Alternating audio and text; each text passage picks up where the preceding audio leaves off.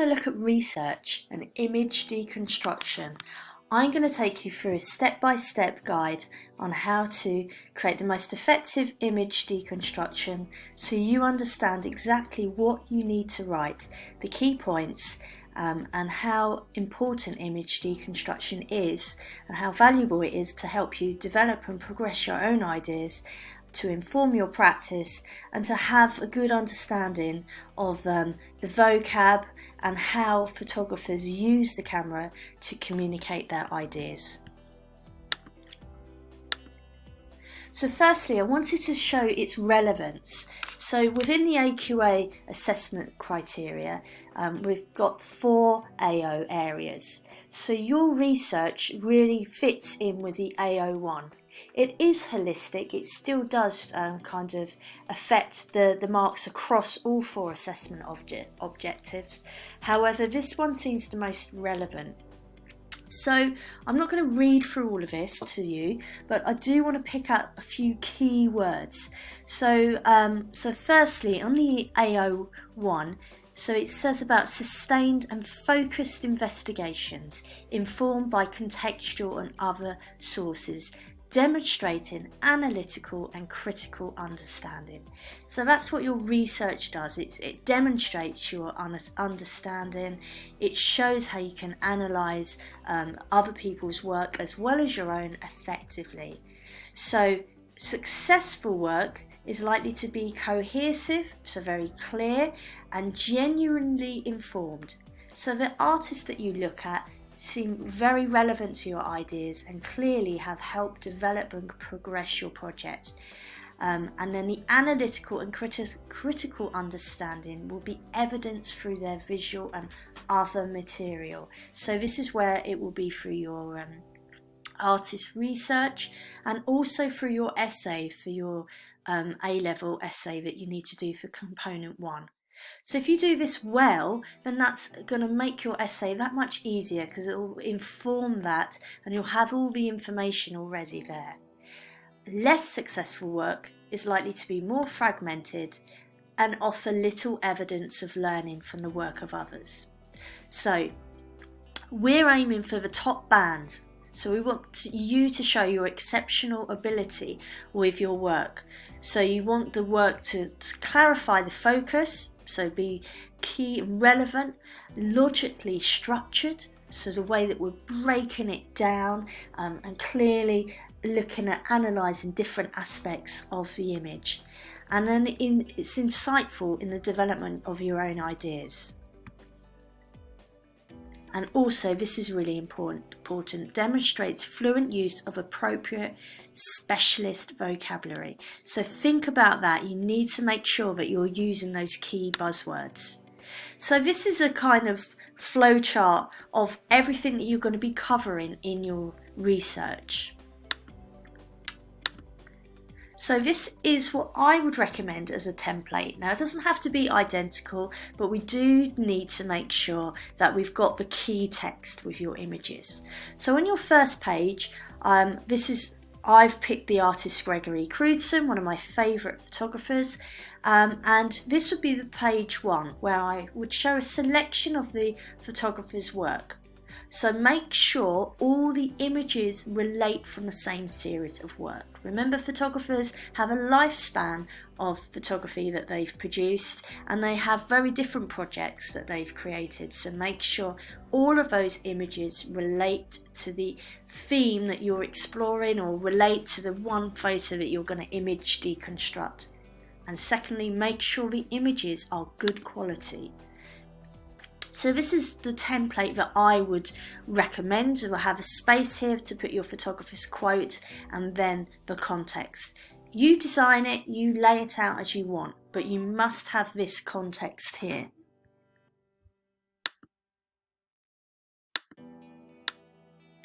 So firstly, you want to start doing some research about the context of the photographer's work. So whoever you're looking up, so I've looked up Gregory Crewdson, I've started to research the sort of general ideas behind his work, so what he's trying to communicate through his photographs. And this is really important. Please make sure that you research this. Do not guess. I don't want to see, I think, I believe. No, you've researched it, you know, because you've gone out of your way to find that reference. So think about also, what's the photographer trying to say? Is it positive, negative, neutral? So this is the context that I've researched, and again, it's just a handful of lines here, so 3 or 4 sentences just to outline the concept behind his work.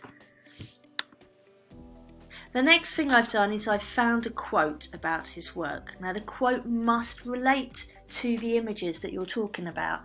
It doesn't have to be from the photographer. It can be from someone that's written an article about the photographer's work. It could be taken from an exhibition. Very often when there's exhibitions in galleries, they'll have quotes about the work. And then this is really important. Make sure you add your link to the source of your quote. This will be particularly helpful when you're doing your bibliography for your essays as well. So then you can just copy those. Okay?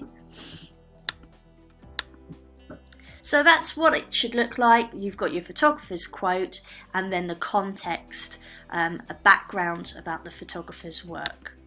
Now this is when you image deconstruct one picture. So pick the picture that you like the most, okay, that you feel inspired. So the next thing you need to do is write the name of the photographer, the title of the work, and when it was made. Then you need to start thinking about the content. So what's the genre of the photograph? Describe briefly what is in the photograph. Where was it taken? Location or studio?